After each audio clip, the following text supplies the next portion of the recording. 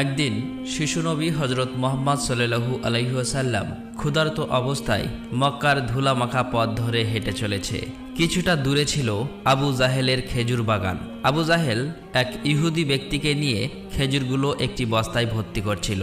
শিশু নবী মুহাম্মদ সাল্লাল্লাহু আলাইহি ওয়াসাল্লাম তখন ক্ষুধার্ত ছিল, তাই ক্ষুধা নিবারণের জন্য দুটি খেজুরের আশায় আবু জাহেলের খেজুর বাগানের দিকে যেতে লাগলো। শিশু নবী মুহাম্মদ সাল্লাল্লাহু আলাইহি ওয়াসাল্লাম ধীরে ধীরে সেই খেজুর বাগানে হাজির হলেন এবং আবু জাহেলকে সালাম দিয়ে বিনয়ের সঙ্গে বললেন, চাচা যান, আমার খুব ক্ষুধা পেয়েছে, আমাকে দুটি খেজুর দিতে পারবেন? তখন আবু জাহেল তাচ্ছিল্য ভরা চোখে তাকিয়ে বলল, হে মোহাম্মদ, তোমাকে খেজুর দিতে পারি, কিন্তু একটি শর্ত আছে। ওই যে ব্যক্তিটি দাঁড়িয়ে আছে তার কাছে বস্তা আছে, ওইগুলো তুমি মাথায় করে নিয়ে আমার বাড়িতে দিয়ে আসো, তাহলে তুমি খেজুর পাবে। তখন শিশু নবী সাথে সাথে ওই ইহুদি ব্যক্তির কাছে চলে গেলেন। ইহুদি লোকটি তাকে অবাক হয়ে দেখে বললেন, হে বালক মোহাম্মদ, তুমি কি জন্য এসেছো?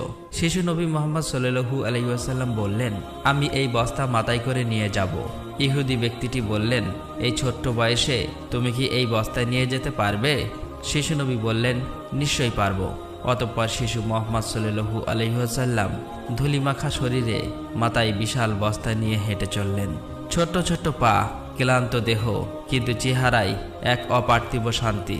এবং তার পিছু চলেছে আবু জাহেল এবং সেই ইহুদি ব্যক্তি। কিছুক্ষণ পর সেই বস্তা আবু জাহেলের বাড়ির সামনে এসে রাখলেন।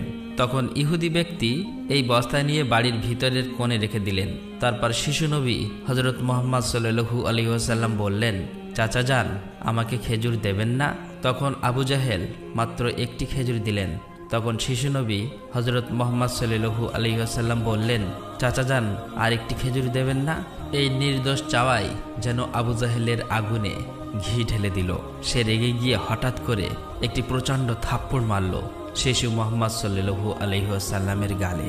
সঙ্গে সঙ্গে সূর্য যেন হঠাৎ ডুবে গেল, আকাশ কেঁদে উঠল, বাতাস স্তব্ধ হয়ে গেল, পাহাড় পর্বত যেন অশ্রু ঝরালো।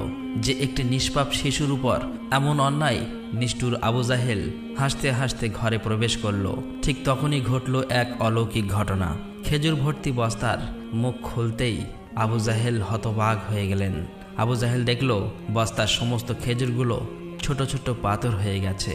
চোখের সামনে এমন অলৌকিক ঘটনা দেখার পর সেই ইহুদি বিস্ময়ে হতবাক হয়ে গেল। এই দৃশ্য দেখে সেই ইহুদি ব্যক্তি থমকে দাঁড়ালেন।